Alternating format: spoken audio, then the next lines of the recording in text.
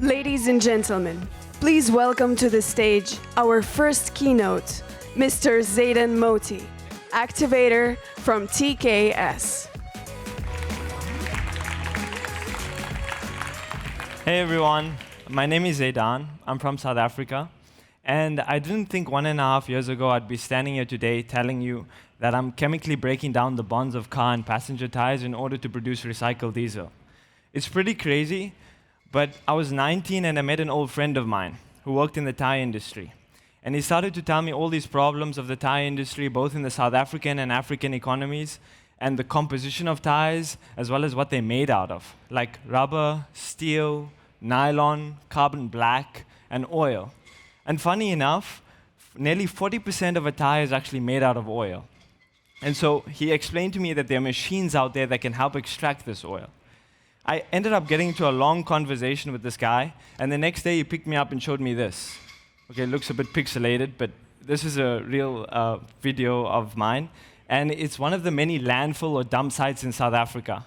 To put it in perspective, less than 20% of tires actually land up in landfills in developed nations. But in developing nations, it's the opposite, with over 98% of landfills for waste tires are now filled to capacity. So we started to get into a rabbit hole about this problem, and long story short, I ended up in Turkey, in the mountainous areas of Trabzon, which is known for its tea farms.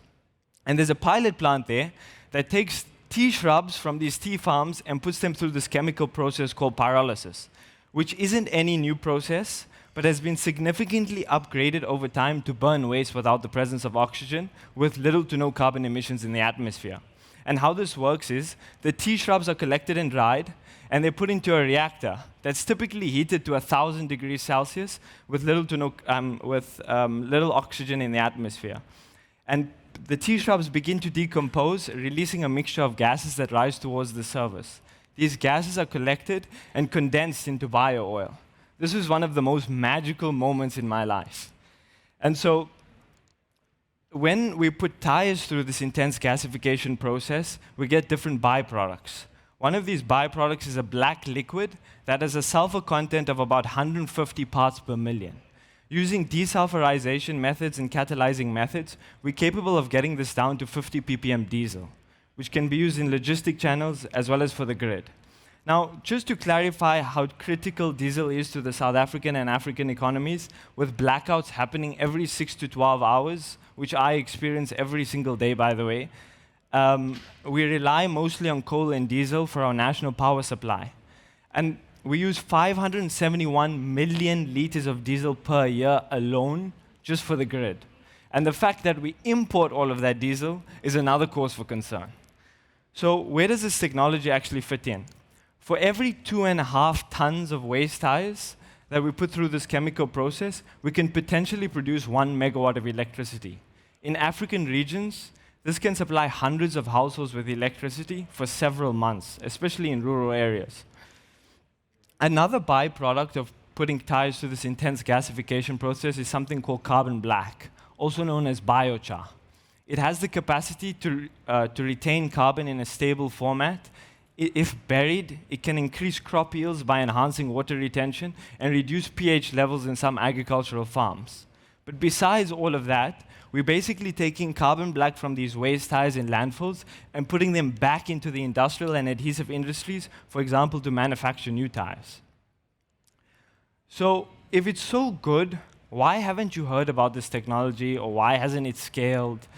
There's one main issue for this technology, and that's a high incremental cost. Due to this, in the past decade, there has been a recognition of climate change and has provided economical benefits for producing recycled diesel and biochar, which has allowed the technology to mature and scale over time, just like all your other renewable energy sources, including solar and wind.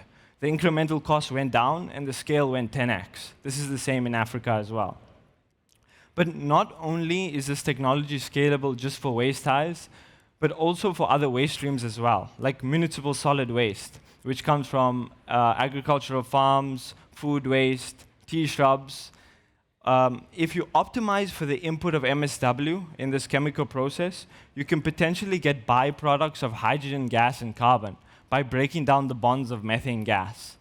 And this is just one of the many ways these technologies can be used with different waste streams. 1.5 years later, I'm standing here today, and where am I now?